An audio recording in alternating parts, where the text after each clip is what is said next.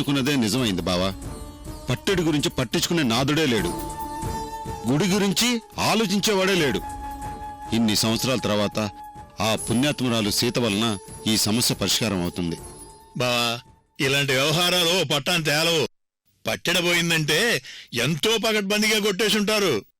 తిరిగి తీసుకురావాలంటే అంత సులభం కాదు. మరి ఆ సీత ఎవరో గాని నిజంగా శ్రీరామచంద్రుడే పిలిపించుకునుంటాడు. మరి అవునన్నయ్య, ఆ అమ్మాయి గురించి ఊళ్ళో అందరూ చాలా గొప్పగా చెప్పుకుంటున్నారు. కాకపోతే మా దురదృష్టం, చూడ్డానికి వెళితే ఆ అమ్మాయి ఇంట్లో లేకపోయింది. అంత దూరం వెళ్లారు. అమ్మాయిని కలిసి మాట్లాడుంటే బావుండేది కదా అత్తయ్య.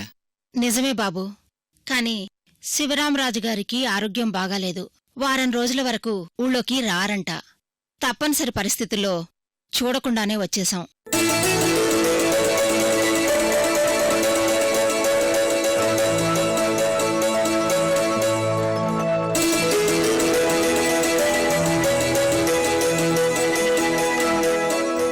అమ్మ వైజయంతి, ఈ మధ్య జానికమ్మ కొడుకు కోళ్ళు నా కోసం వచ్చారని విన్నాను.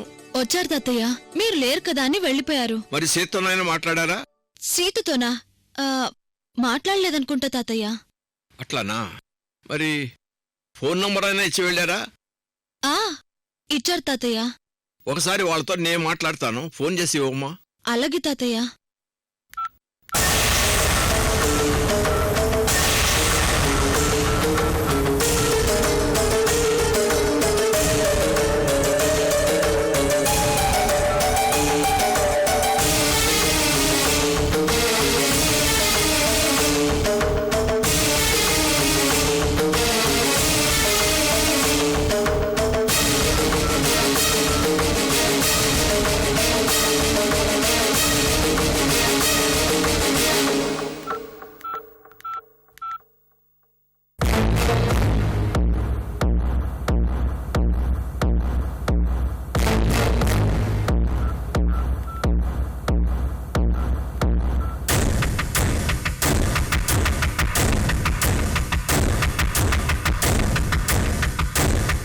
సీత, ఈ మధ్య జానికమ్మ కొడుకు కోళ్ళు వచ్చారట, నీకు తెలుసా? వైజయంతి చెప్పింది తాతయ్య.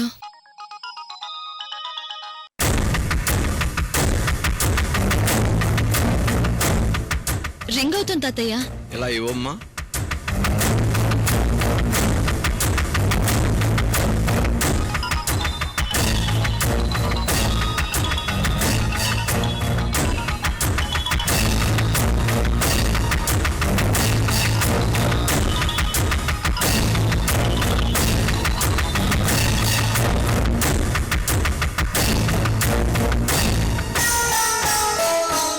ఎవరు? తెలీదండి.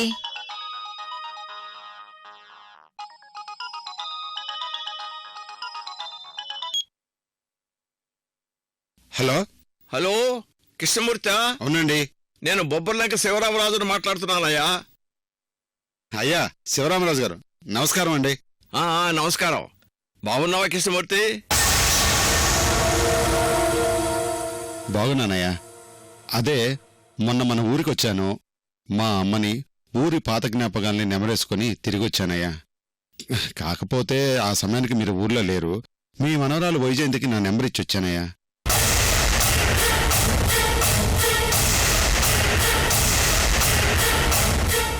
చాలా సంతోషం.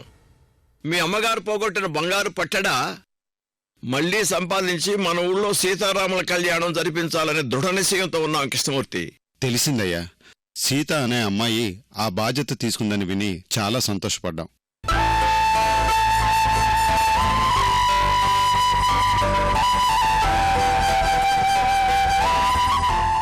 ఈ సంవత్సరం పట్టెడ ఖచ్చితంగా దొరుకుతుంది.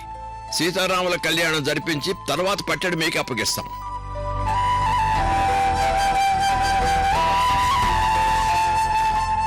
అంతా సీతారాముల వారి అనుగ్రహం అయ్యా. 25 ఏళ్ల తర్వాత నువ్వు ఊరికి తిరిగి వచ్చి మంచి పని చేశావయ్యా. అయ్యా, ఒకసారి మీ మనవరాలు సీతతో మాట్లాడాలయ్యా. తప్పకుండా. అమ్మ సీత, జానకమ్మ కొడుకు కృష్ణమూర్తి నీతో ఒకసారి మాట్లాడతాడట. మాట్లాడు.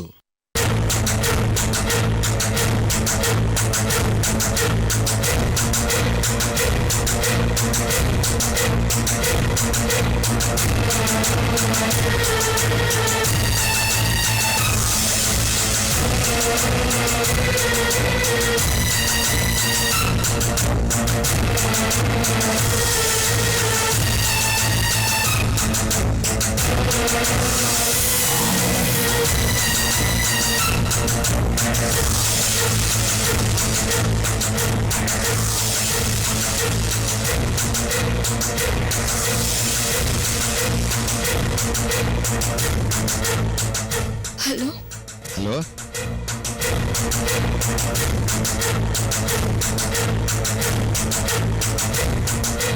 హలో శివరామరాజు గారి మనవరాలు సీతైన మాట్లాడేది?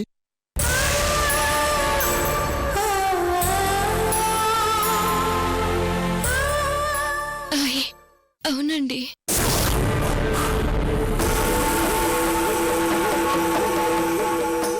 అమ్మా, నిన్ను కన్న తల్లిదండ్రులు ఎవరో గాని చాలా అదృష్టవంతులమ్మా.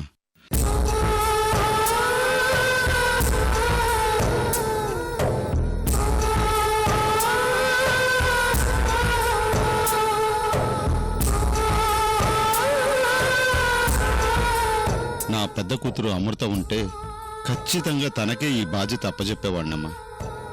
కాని తను మాకు దూరంగా ఎక్కడో ఉంటుందమ్మా.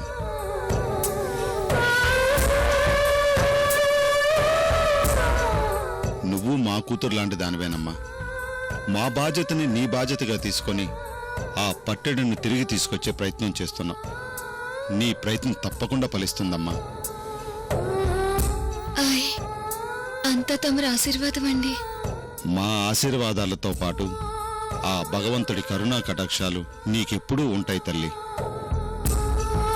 ఆయ్, అలాగేనండి. మా అమ్మ జానకమ్మ ఫోటో నీకిచ్చాను, చూసావా తల్లి? చూశాను. అచ్చన్న పెద్దావిడ మొహంలో ఏదో తెలియని శక్తి ఉందండి. అమ్మ సీత, సీత, నువ్వు చెప్పేది నిజమమ్మా?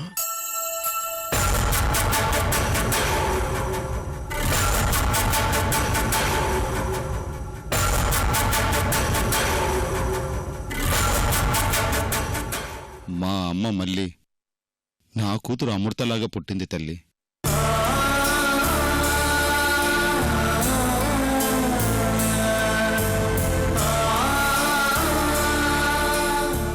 సరేనమ్మా, పట్టెడు దొరకగానే కబురు చేస్తావా తల్లి? తప్పకుండానండి. ఉంటానండి మరి. సరేనమ్మా, మంచిది. ఆయ్,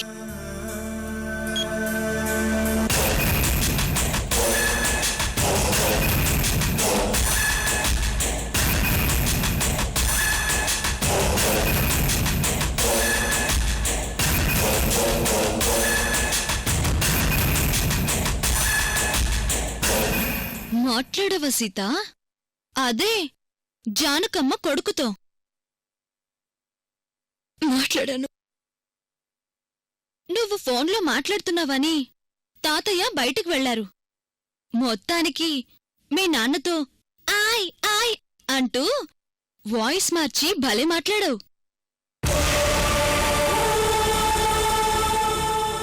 అయినా కూతురు మాటని తండ్రి గుర్తుపట్టుండడంటావా? పాపం.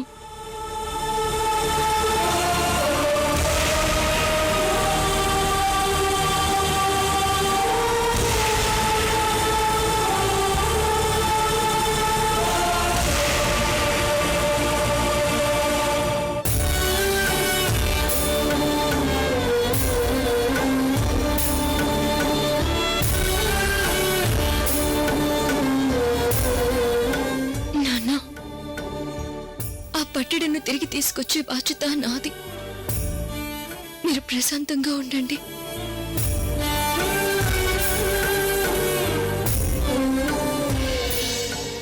ఏమండి, ఆ అమ్మాయితో మాట్లాడారు కదా, ఇప్పుడు సంతోషంగా ఉందా? అవును లక్ష్మి, ఆ అమ్మాయితో మాట్లాడుతుంటే ఏదో తెలియని తృప్తి.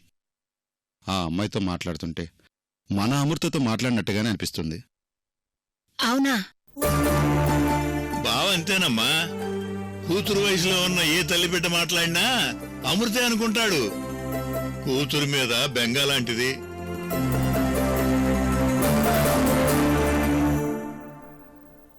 బావా, అమృత విషయంలో నేను ఇలా తలుచుకొని బాధపడటంలో అర్థం లేదనిపిస్తుంది. అంతకంటే నువ్వేం చేయగలవు బావా? ఈ రోజు నుంచి నా బిడ్డ అమృత ఎక్కడుందో వెతుకుతాను.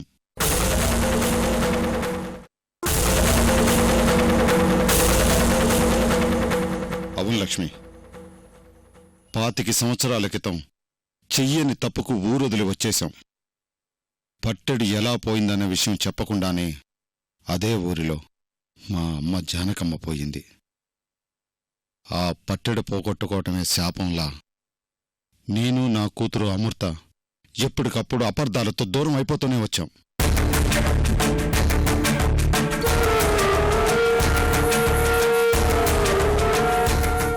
లక్ష్మి, ఈ రోజు నుంచి నువ్వు చెప్పే జ్యోతిష్యం లేదు, శాస్త్రం లేదు. ఈ రోజు నేను ఒక నిర్ణయం తీసుకున్నాను.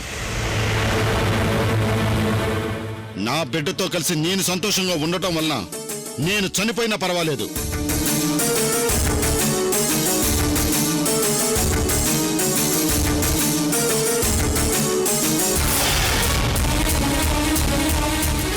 బొబ్బరి లంకలో సీతమ్మ సీతారాముల వారుల కళ్యాణం జరిపించే లోపు నేను నా కూతురు అమృత ఎక్కడుందో వెతికి నా చేతుల మీదుగా తన పెళ్లి చేస్తాను.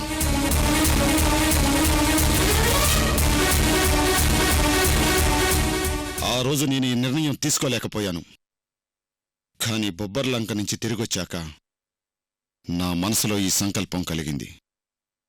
నా కూతురు పెళ్లి నా చేతుల మీదుగా చేస్తాను. ఇది నా నిర్ణయం లక్ష్మి. అలాగేనండి. మీరు పెళ్లి చేస్తానంటే అమృత సంతోషంగా ఒప్పుకుంటుంది. ఆ తర్వాత మనం అందరం కలిసి సంతోషంగా ఉండొచ్చు. ఆలస్యంగానైనా మంచి నిర్ణయం తీసుకున్నావు బావా. మామయ్య గారు, వెంటనే హైదరాబాద్ వెళ్ళి చైతన్యాన్ని కలిస్తే అమృత్ గురించి ఇన్ఫర్మేషన్ తెలుస్తుంది. నేను ఈ రోజే హైదరాబాద్ బయలుదేరతాను లక్ష్మి. అలాగేనండి.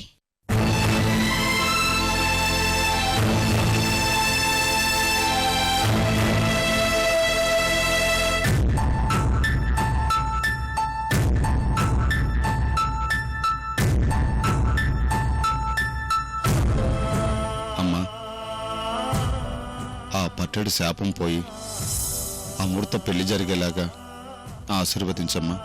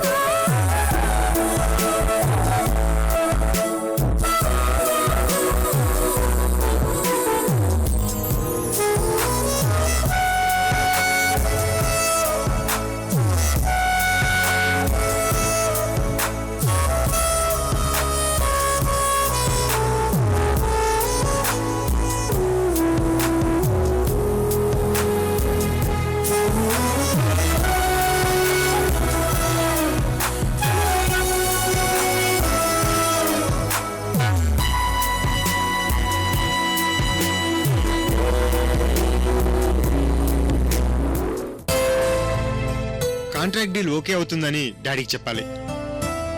అలాగే సీత బాగా నచ్చిందని అమ్మకి చెప్పాలి.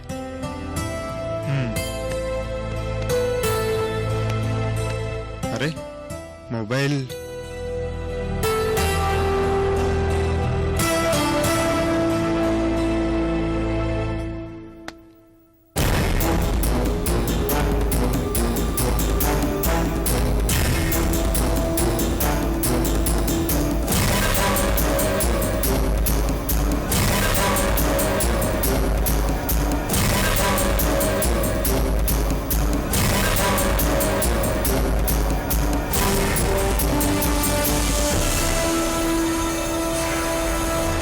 ఛే,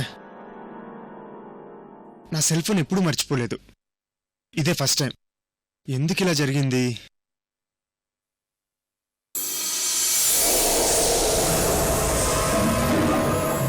ఓ సీత, నువ్వు నన్ను డిస్టర్బ్ చేస్తున్నావు. అందుకే నాకు మతిమరుపు వచ్చింది.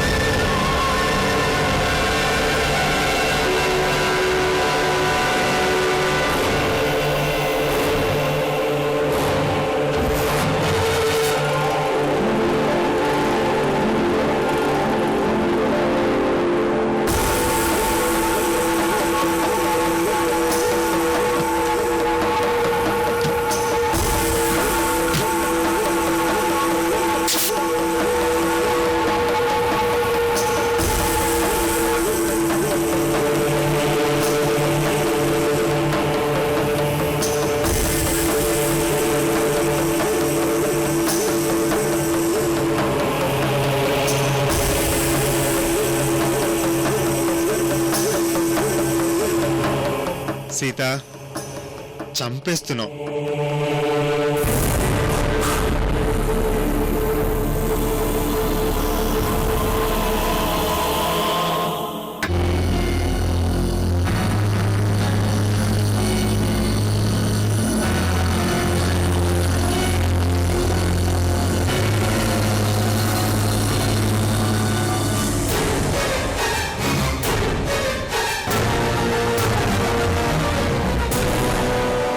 సెల్ ఫోన్ ఎక్కడ పెట్టాను? ఇక్కడుంది.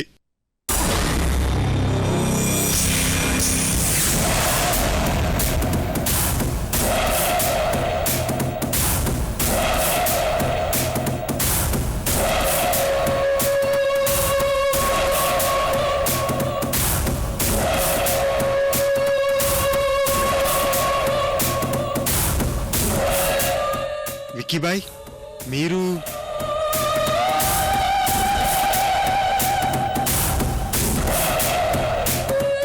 ఢిల్లీలో నా పర్సనల్ గెస్ట్ హౌస్ గురించి ఎవరికీ తెలీదు. మీరెలా వచ్చారు? నేనంతే విజయబామ. ఒక్కసారి మనసులో అనుకున్నానంటే చాలు, ఎక్కడికైనా ఎప్పుడైనా రాగలను. విక్కీబాయ్, ఇట్స్ నాట్ ఫేర్. నా ఇన్విటేషన్ లేకుండా మీరెలా రావడం ఏంటి? I don't like this. ఏంటి, కోపం వచ్చిందా? చాలా చాలా కోపం వస్తుంది. బట్ మీరు కాబట్టి టాలరేట్ చేస్తున్నాను. It's okay. అప్పుడప్పుడు ఇలాంటి సడన్ సర్ప్రైజ్లు ఇవ్వడం నాకు అలవాటు. ఇంతకీ మీ సడన్ సర్ప్రైజ్ కారణం ఏంటో తెలుసుకోవచ్చా?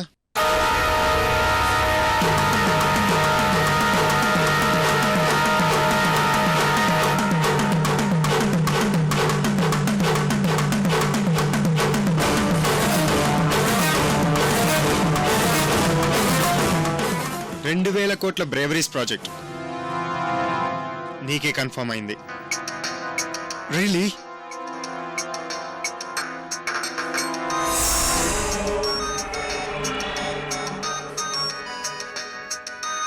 It's my mobile. అవును, నా మొబైల్ మీ దగ్గర. మీ మొబైల్ నా గెస్ట్ హౌస్లో మర్చిపోయారు. ఇద్దామని మీ గెస్ట్ హౌస్కి వచ్చాను. ఓ సారీ విక్కీ గారు, ముందు కాల్ అటెండ్ చేయండి. Sure. Hello, Vijay Varma speaking. Thank you very much. Yeah, sure, డెఫినెట్గా. Once again thank you very much. Vicky, నీ కమిషన్ ఎంత కావాలో చెప్పు, ఇస్తాను. నో. పోనీ గిఫ్ట్గా ఫామ్ హౌస్ ఇవ్వనా? నో. ఈ సక్సెస్కి నువ్వే కారణం విక్కీ.